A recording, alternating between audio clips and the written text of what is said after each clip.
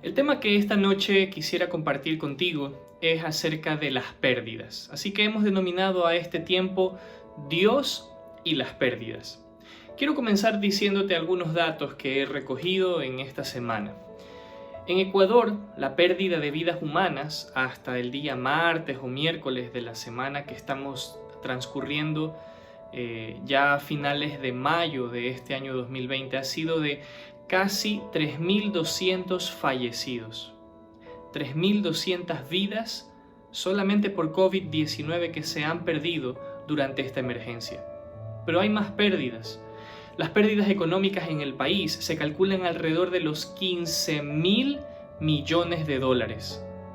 Estamos hablando de todo esto ocurrido por la pandemia. Pero también más de 508.000 personas perdieron su empleo formal durante la emergencia sanitaria en Ecuador. Más de 500.000 de personas perdieron su empleo formal durante este tiempo. Es lo que se calcula, lo que va a pasar en las siguientes semanas y meses también van a seguir sumando esta cifra. Pero también alrededor del 30% de compañías pequeñas y medianas han tenido que formalmente cerrar. Es decir, han quebrado durante el 2020 alrededor del 30% de las compañías pequeñas y medianas. Pero hay otro dato muy triste también. En Ecuador, más de 25.000 niños todavía no están formalmente matriculados en alguna escuela durante este año. Y termino diciéndote que en Ecuador podríamos seguir investigando pérdidas y poder seguir sumando a todo este escenario tan triste que ya venimos conociendo, sintiendo, sufriendo, llorando.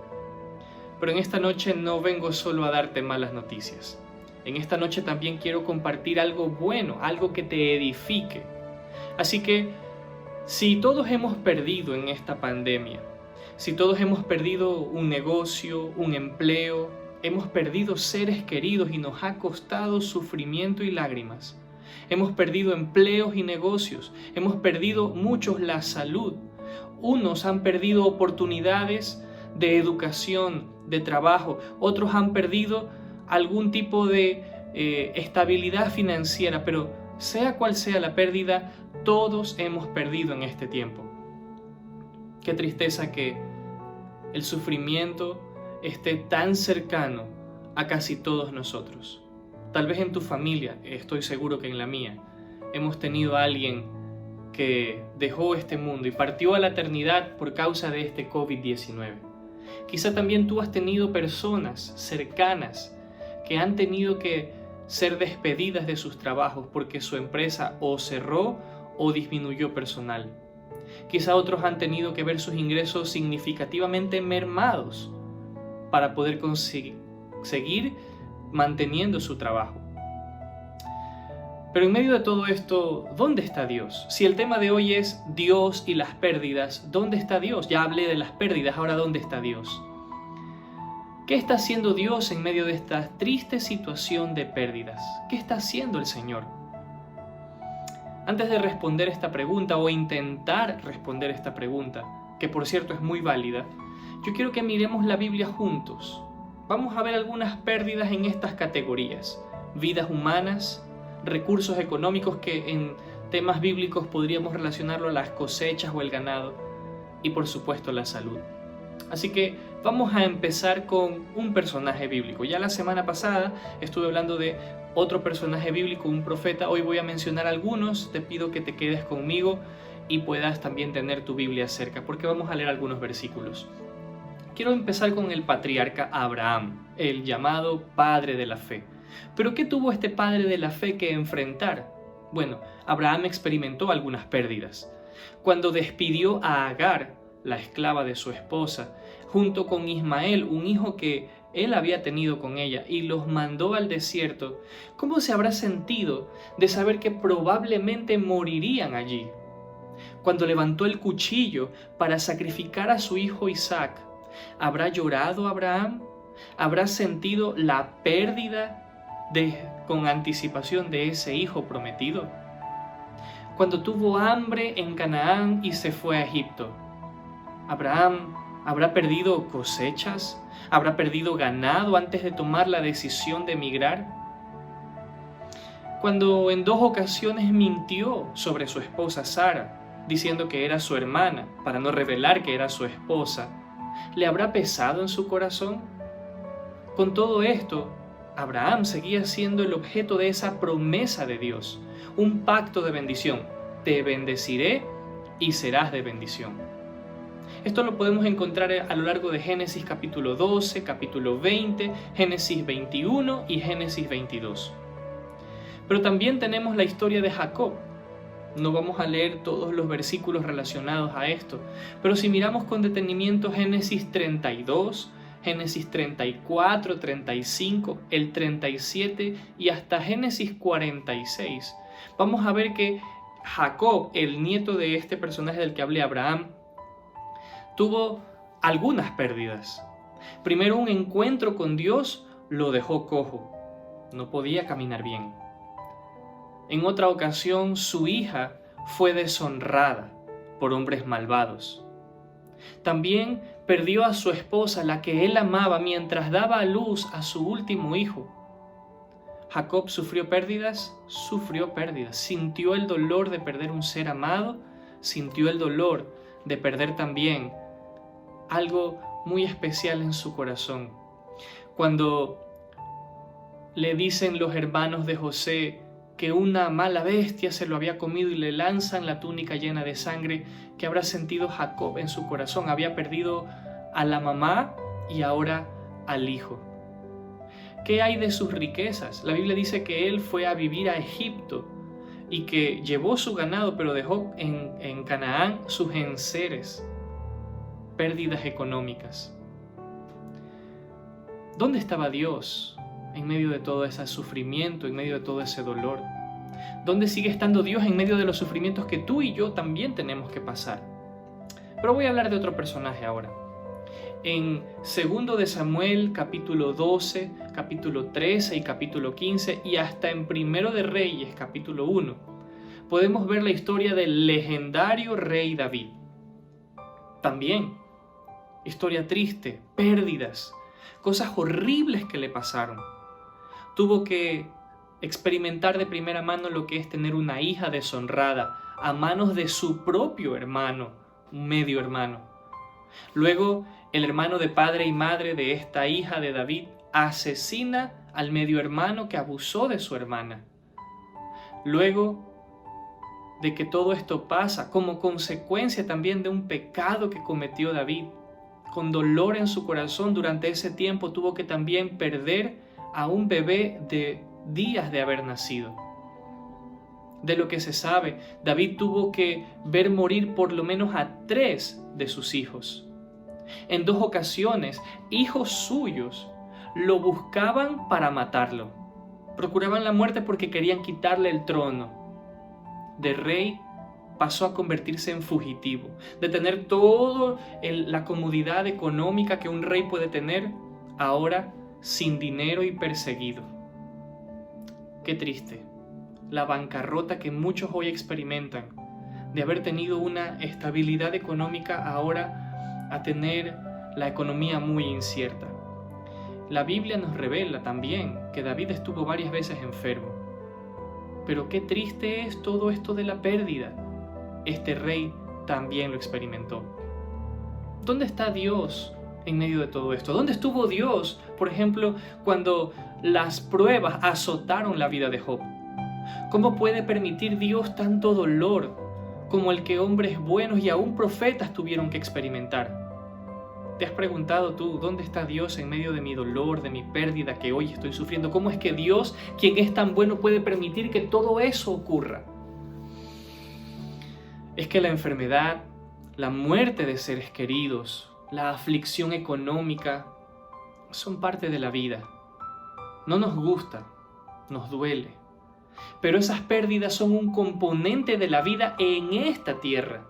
Aún en medio de eso hay esperanza. Y permíteme leerte lo que dice la Biblia en Salmos 27:13. Búscalo por favor en tu Biblia. Salmos capítulo 27, versículo 13. hubiera yo desmayado si no creyere que veré la bondad del Señor en la tierra de los vivientes. Hubiera yo desmayado si no creyese que veré la bondad del Señor en la tierra de los vivientes. Es que en medio de la prueba, en medio de la tristeza, en medio de la pérdida, hay esperanza. El consuelo de Dios nos dejará ver su bondad en esta tierra. Pero eso no nos quita el dolor.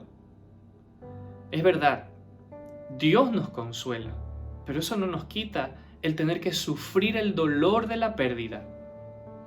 Sin embargo, esa esperanza también hace que el dolor que estamos experimentando sea más llevadero. Dolor de perder un familiar, dolor de perder la estabilidad económica, dolor de perder posesiones, dolor de perder la salud. La esperanza hace ese dolor más llevadero. Pero las historias bíblicas que estoy narrando acá no son para tomarlas a la ligera. Hay que saberlas estudiar en la palabra y para eso es este espacio, para que estudiemos bien la Biblia y aprendamos cómo utilizar de manera correcta la palabra de Dios.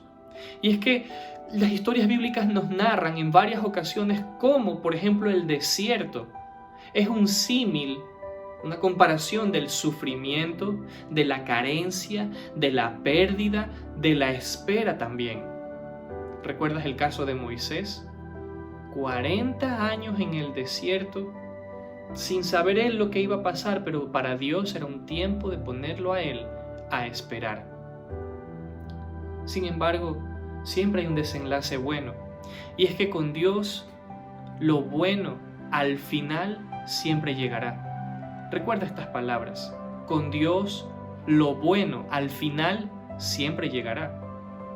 Un final de victoria, un final de ver sueños realizados, un final de ver promesas cumplidas. Siempre hay un desenlace bueno con el Señor. Al final del desierto hay victorias. Jesús, nuestro más grande ejemplo, después de estar 40 días en el desierto siendo tentado por Satanás, obtuvo la victoria. Quiere decir que para ti y para mí también hay una posibilidad de victoria en medio de nuestros desiertos. Pero hay que entender también lo que la Biblia nos quiere enseñar cuando hablamos de estas cosas. La Biblia está escrita en un contexto que cuando lo conocemos, entonces lo podemos interpretar, digamos que con un poco más de cercanía a lo que los autores originales nos quisieron decir. Pero sobre todo podemos ver cómo todo en la Biblia, cuando lo analizamos a la luz de su contexto, apunta al personaje principal de todo este libro sagrado. Y ese personaje principal se llama Jesús. Acompáñame a ver este video. En todas las historias que has escuchado, la acción sucedió en algún lado. Y ese lugar se llama contexto. Y ya que hemos estado aprendiendo cómo leer las narrativas bíblicas, hablemos de cómo funciona el contexto en la Biblia.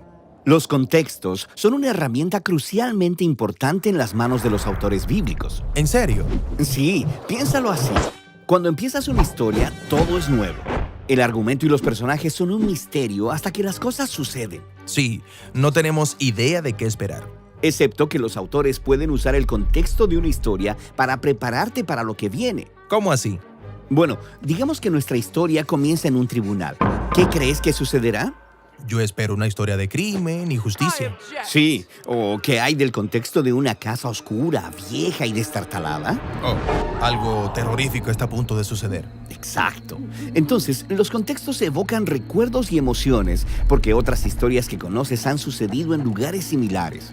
Los autores saben esto y pueden usar los contextos para generar expectativas de lo que podría suceder en la historia.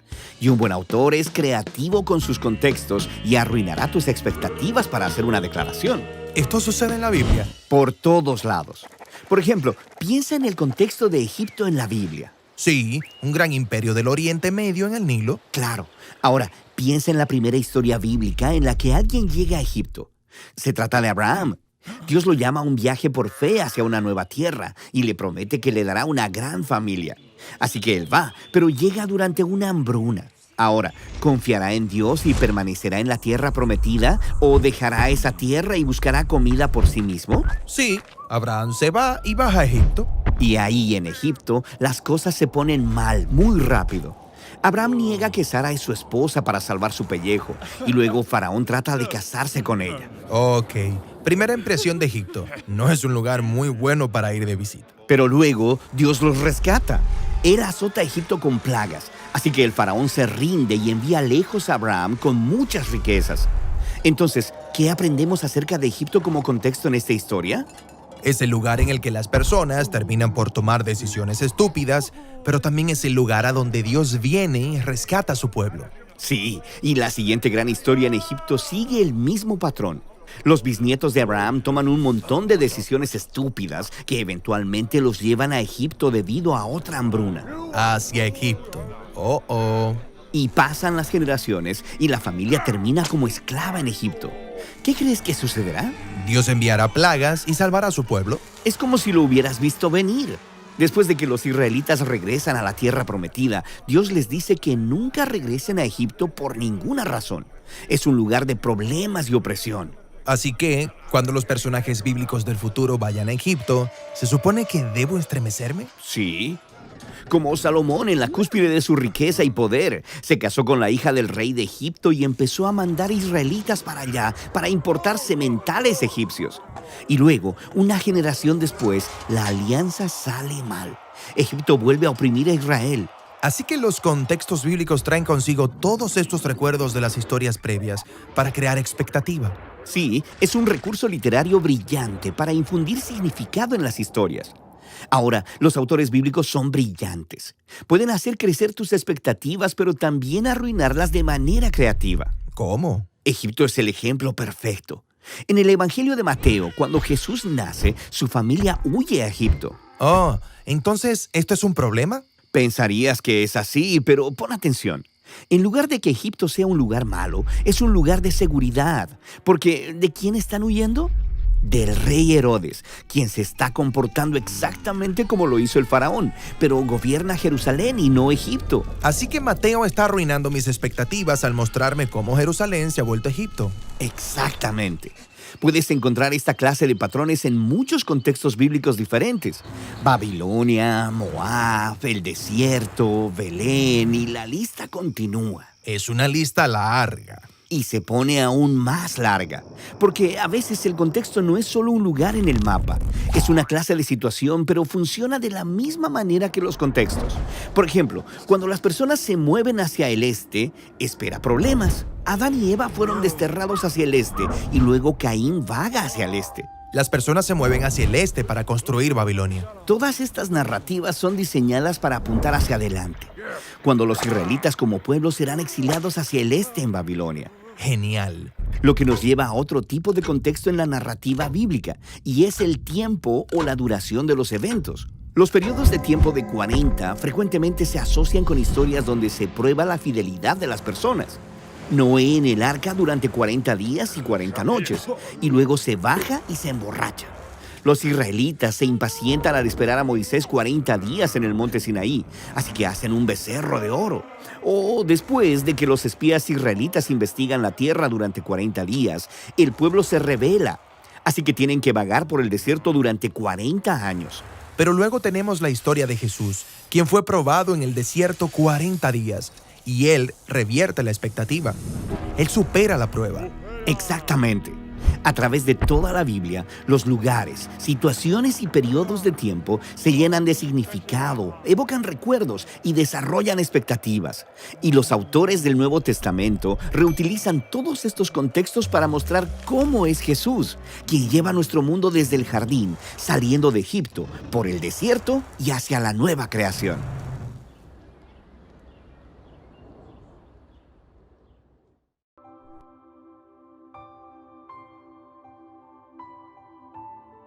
Sí, la Biblia se lee de acuerdo a su contexto. Pero preguntábamos, ¿dónde está Dios en medio de las pérdidas? Piensa en Cristo Jesús. Sus últimas horas fueron de dolor. Cuando Jesús estaba ya pronto a ir a la cruz, sufrió lo que nadie realmente ha experimentado. El estrés allí en Getsemaní era tan intenso que el sudor, por causa de esa presión interna que él tenía, se empezó a mezclar con la sangre. Jesús, sus últimas horas las vivió con dolor, con sufrimiento y finalmente experimentó en la carne la muerte. Desde allí tú puedes saber, dado que Él hoy está vivo, te puede entender cuando tú atraviesas esas mismas circunstancias de pérdida, de sufrimiento, de dolor, de tristeza, de amargura, aún de muerte. Dios está allí, contigo, a tu lado, infundiéndote fuerzas y valentías para levantarte y para seguir levantándote, no importa la circunstancia que se presente. Dios te sostiene para que no te mueras de pena, para que no te mueras de tristeza, para que no te mueras de coraje, para que no te mueras de esas sensaciones que los sentimientos nos quieren embargar cuando tenemos estas pérdidas. Pero ¿sabes qué? En este tiempo Dios también está sanando. Abraham terminó recibiendo su promesa. Terminó sintiendo la alegría, atestiguando cómo Dios cumplió su promesa de darle un hijo. Jacob pudo ver a Dios cara a cara. Pudo ver cómo Dios cumplía las promesas que le había hecho a su abuelo y a su padre. Y él mismo, a pesar de haber sentido que había perdido un hijo, luego lo sintió como que resucitó cuando volvió a ver la cara de José. Pudo ver también a muchas de sus generaciones. Vio nietos, vio bisnietos y vio hasta tataranietos. Porque Dios es bueno. Y es verdad que sufrió Jacob, pero al final tuvo un buen desenlace su historia. Y por cierto que murió en paz. ¿Qué hay de David? Vivió muchos años. Al final sí, sufrió bastante, pero pudo dejar a un rey sabio, amado por Dios, y pudo dejar un reino establecido, en paz en todas sus fronteras. Pudo dejar un legado que a muchos les hubiera gustado experimentar. David, uno de los más grandes reyes, o mejor dicho, el más grande rey de Israel, recibió y por fe vio esa promesa de que un día un descendiente suyo reinaría. Y muy pronto Jesús va a reinar como descendiente de David. Pero también hay un legado que dio de testimonio de cómo sobreponerse, por ejemplo, a la persecución, a la pobreza. David es un ejemplo de cómo sobreponerse a la carencia, cómo sobreponerse a la enfermedad, aún a la pérdida, y en medio de todo eso cantar al Señor. Y es que nada de esto es posible si no te fortaleces en el Señor. Es que sin Cristo en tu vida, todo el sufrimiento va a ser un total desastre. Pero con el Señor de tu lado, vas a poder sentir como David el rey, que se pudo sobreponer a todo eso y aún así cantar al Señor como una señal de adoración. No siempre queremos cantar. Cantar pareciera que fuera algo solo cuando estamos alegres, pero también cuando estás tristes. Cuando estás triste puedes elevar al Señor una canción, puedes elevar al Señor una oración, puedes abrir tu corazón y decirle: Dios, me siento triste, me siento mal, estoy mal, pero abre tu corazón. David lo hacía y ahí están los salmos que nos atestiguan de eso. Pero en Jesús es quien está la respuesta.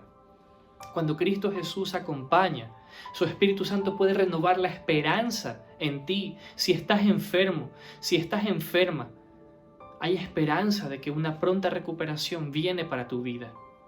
En las pérdidas, Dios está susurrando consuelo y confianza, consuelo y fortaleza. Dios susurra consuelo y paz. Es verdad, es difícil, pero Dios acerca esa paz por medio de su Espíritu Santo, y esto es lo sobrenatural que tú y yo podemos experimentar hoy. Si lo piensas, los sufrimientos son una parte ineludible de la vida. Nadie puede pasar por esta vida sin experimentar algo de sufrimiento. Pero tu respuesta en medio de esos sufrimientos, cómo tú respondes, eso es lo que va a determinar tu actitud. ¿Cómo decides vivir a raíz de los eventos de pérdida? Y en esta noche yo te invito, pon tu confianza en Dios y en su palabra, en sus promesas. Pon tu confianza en el Señor, no en que todo va a mejorar, sino en que el Señor Dios está sentado en su trono. ¿Qué significa eso? Que Él es soberano y que Él sabe lo que pasa. Dios te está llamando y si tú puedes escuchar su voz, cumple con ese mandamiento que Él dice, ámalo con todo tu corazón, con toda tu alma, con toda tu mente y con todas tus fuerzas. Quiero leerte otro salmo. Salmos 115, versículo 3. En la Nueva Biblia de las Américas dice así: nuestro Dios está en los cielos y Él hace lo que le place. Dios está en los cielos y hace lo que le place. Salmo 115, versículo 3, en la Nueva Biblia de las Américas. Finalmente quiero dejarte algo que a mí me ha ayudado mucho en mi tiempo de aflicción. Cuando pasé una situación muy dura hace muchos años, recibí, entre otras cosas, un obsequio, este cuadro que tú ves aquí atrás. Fortaleceos en el Señor. ¿Sabes qué me ayudó? Saber que no importa lo que esté pasando, cualquier circunstancia que esté viviendo, al final todo ayuda para bien. Y eso es lo que dice Romanos 8:28. Pero sabemos que a los que aman a Dios, todas las cosas les ayudan a bien. En la Nueva Traducción Viviente dice, sabemos que Dios hace que todas las cosas cooperen para el bien de quienes lo aman y son llamados según el propósito que Él tiene para ellos. Eso dice Romanos 8:28 en la Nueva Traducción Viviente. ¿Sabes? Dios es soberano. Sus maneras, lo que Él hace y lo que Él permite, todo aquello que Dios deja que pase, no siempre lo vamos a comprender. Pero esta es la confianza. Sus planes son de bien para nosotros. ¿Puedes creer eso? Que los planes de Dios siempre van a ser de bien para ti. Si tú lo puedes creer, eso te va a dar la fortaleza para atravesar estos momentos de pérdida, de incertidumbre, de dolor, de tristeza, de enfermedad y aún de muerte. Sus planes son de bien para ti, con énfasis en lo eterno, pero Él quiere que en esta tierra de los vivientes tú veas su bondad. Adóralo, porque Él es bueno y porque para siempre es su misericordia. En las pérdidas, Dios está presente para fortalecernos, porque Dios es bueno y porque para siempre es su misericordia.